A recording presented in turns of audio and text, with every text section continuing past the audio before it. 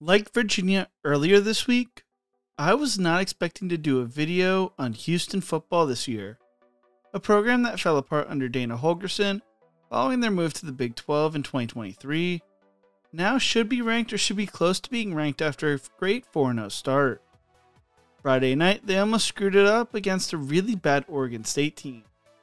So because I might not be able to talk about this team pretty soon, with a matchup against Texas Tech this week, I thought there was no better time to talk about Houston.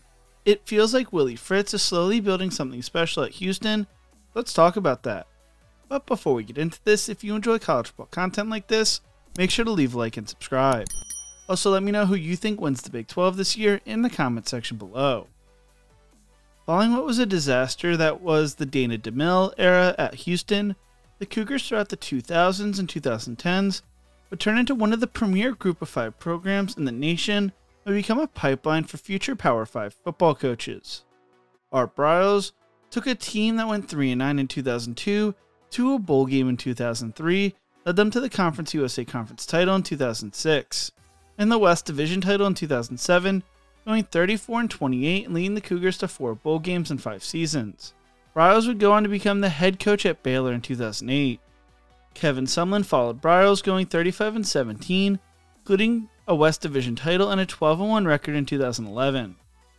He would also be named Conference USA Coach of the Year twice. Sumlin would turn his success at Houston into the head coaching job at Texas A&M. Expectations were high at Houston, and Tony Levine would learn that quickly, as although he had led the Cougars to 2 bowl games, he would be relieved of his coaching duties following a 21-17 record in a period that saw Houston transition from the Conference USA to the American Conference. Houston would replace Levine with former Ohio State offense coordinator and quarterback coach Tom Herman. Herman famously helped Ohio State win the national title with 2 backup quarterbacks, and he would earn the Broyles Award. Herman would found instant success, leading Houston to a 13-1 record, the American Conference title, and beat number 9 Florida State in the Peach Bowl, their first win over a top 10 team since 1979. They would finish the year as the 8th ranked team in the nation, which was their highest rating in program history since 1979. He also recruited 5-star defensive tackle Ed Oliver to the Cougars, beating out the likes of Alabama, LSU, Oklahoma, Texas, and Texas A&M. In 2016, Houston would go 9-3 during the regular season, and Herman would be hired to be the head coach at Texas, leaving with a record of 22-4. Offense coordinator and quarterback coach Major Applewhite would replace Herman. Applewhite would struggle. Although he led Houston to a share of the West Division title, he would be fired after going 15-11 and 0-3 in bowl games. The Cougars had started the 2018 season 7-1, lost 4 of their last 5 games, including being blown out by Army 70-14. Back in December of 2018, Sam Kahn Jr. from ESPN wrote, "Houston Power Brokers haven't been shy about their expectations to the program." At a holiday party 2 years ago, shortly after Applewhite was hired, University President Renu Kador said, "Winning is defined as the University of Houston at 10-2. We'll fire coaches at 8-4, according to the Houston Chronicle account of the event. Vice President of Athletics Chris Pesman said in a statement, "After thorough evaluation of our football program, it is my assessment our future opportunities for success are better addressed by making this very difficult decision now. While the immediate future may be challenging, our future at UH is very bright. We've made many sizable improvements over the past 5 years. I look forward to enhancing our future success throughout the hiring of our next head coach." At the time, we already had begun the searching process for our next head coach and will not comment further until the search is concluded. It wasn't 8-4 that didn't make a difference. It was the energy and the trajectory of the program. We're down 7,000 season tickets since Herman left. Not Major's fault. That's almost $3 million a year just in tickets.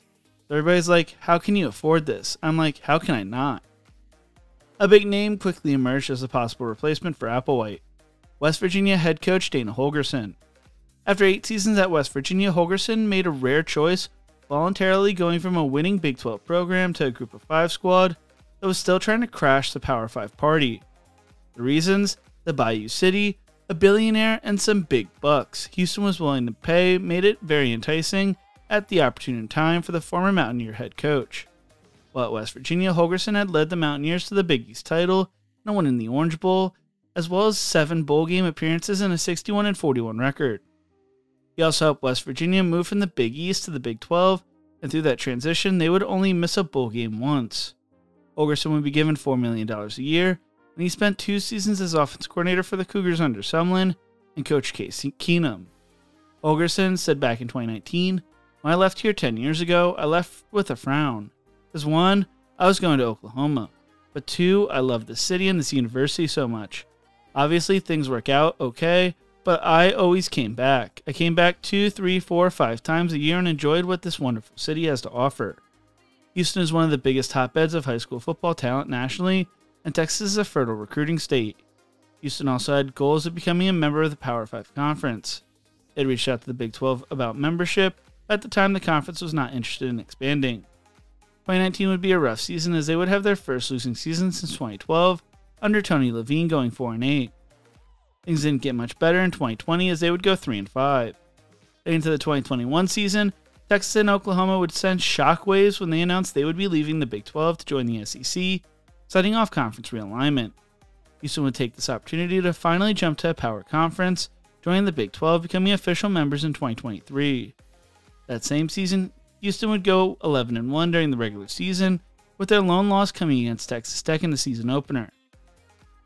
They dominated throughout the regular season and would win the West Division. They would take on number 3 Cincinnati in the American Conference Championship game, falling to the undefeated Bearcats 35-20 after only being down 14-13 at half. Cincinnati would go on to play in the college football playoffs that year. They would go on to beat Auburn in the Birmingham Bowl to finish the year 12-2. They would take a step back in 2022, going 8-5, winning the Independence Bowl in their last season as a member of the American Conference. But then the wheels would come off. Houston would beat UTSA 17-14 in the season opener, but would fall to Rice 43-41 in overtime, in embarrassing fashion. They would then lose to TCU 36-13 in their Big 12 season opener, before rebounding with a win over Sam Houston 38-7. They would fall to Texas Tech 49-28 in Lubbock before getting their first win in Big 12 play, when they beat West Virginia at home 41-39. They would give number 8 Texas a game before being embarrassed by Kansas State 41-0. They would get their second Big 12 win when they beat Baylor 25-24, would proceed to lose their 3 remaining games to finish the first season in the Big 12 4-8 and 2-7 in conference play, which was second worst in the conference, only ahead of Cincinnati. Even with a $14.8 million buyout, Houston would choose to fire Holgorsen with 3 losing seasons in 5 years. Athletic Director Pesman said in a statement, "Over the course of his 5 seasons with the Cougars, Dana made strides in our football program in many ways and laid the groundwork for our transition to the Big 12 Conference. Ultimately, the results on the field fell below our standards of excellence. We are grateful to Dana for his effort and commitment to our student athletes, and we wish him the very best in the future endeavors." Holgorsen would leave with a record of 31-28 at Houston, and early names connected to the job would be Tulane's Willie Fritz and UTSA's Jeff Traylor. They replaced Holgorsen with Willie Fritz, a man who had been coaching for over 40 years at multiple levels of college football and at the high school level. As a JUCO head coach at Blinn, he went 39-5-1, winning 2 national titles. At Central Missouri, he went 97-47 and made the Division II playoffs once, won the Mid-American Conference in 2003. 2010, he was named the head coach at Sam Houston, and then to back-to-back appearances in the FCS national title game and 3 appearances in the FCS playoffs. He would go 40-15 as head coach of Sam Houston and won the Southland Conference twice. He then was named head coach at Georgia Southern, going 17-7, leading them to the Sun Belt Conference title. In 2016, he was named head coach at Tulane and built the program up, leading them to a Cotton Bowl victory in 2022, and a 12-2 record, winning the American Conference and going 11-2 in 2023.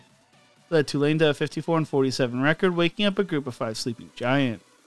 He has done everything at the collegiate level, all except leading a power conference team. As Fritz sought his next challenge, Houston checked all the boxes. The school has spent nearly $300 million on football facility upgrades in the last decade. 10-year-old TVECU Stadium, a 6-year-old indoor practice facility, and a football operations building, which opened this summer. Fritz has ties to the region. He coached at Willis High School, at Blinn College, and at Sam Houston, all within 80 miles of the city. Even though Houston was a little behind compared to other Big 12 teams, that didn't bother Fritz, as he would tell The Athletic, "When I was at Blinn, it was me and just 2 other guys who coached the whole team. We did the academics, lined the fields, washed jocks, we did everything. Now I've got experts in everything. I've never had a nutritionist. Now I have 2 of them." The local high school head coaches loved Fritz, with one coach saying anonymously, "When he came here, it was the first time I've ever seen an FBS, let alone a Power 5 coach, come by himself. Usually those guys are escorted around just for show. He sat in my office for an hour, took my recruiting list, went through it the way an assistant would, and made notes. We traded some ideas on stuff. It was super impressive." Couture, Pesman, and billionaire Houston Rockets owner Tillman Fertitta chose Fritz to be their man to take the football program to the level of the basketball team. Fertitta told The Athletic, "We didn't settle. We got the person that we wanted, and it's this gentleman right here." He talked a lot about other exceptional candidates that we feel like could have done a great job here at the University of Houston. But what we kept coming back to is Fritz is a family man, adult in the room, and would be a great mentor for these young kids. Wherever he went, he won. Fritz installed a system focused around running the ball, being disciplined, and having a lunch pail-like attitude.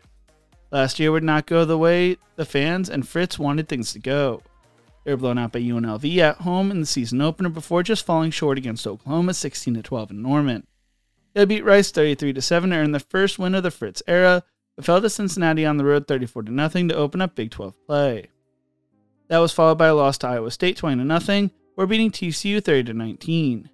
They would be blown out by Kansas before beating Utah 17-14, upsetting Kansas State 24-19.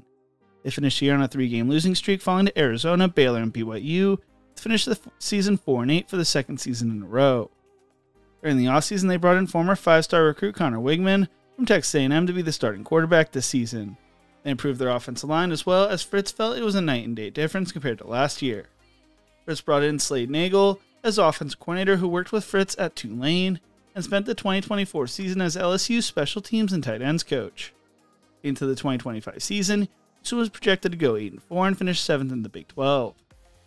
Fritz was also known for making a big jump in year 2 as a head coach.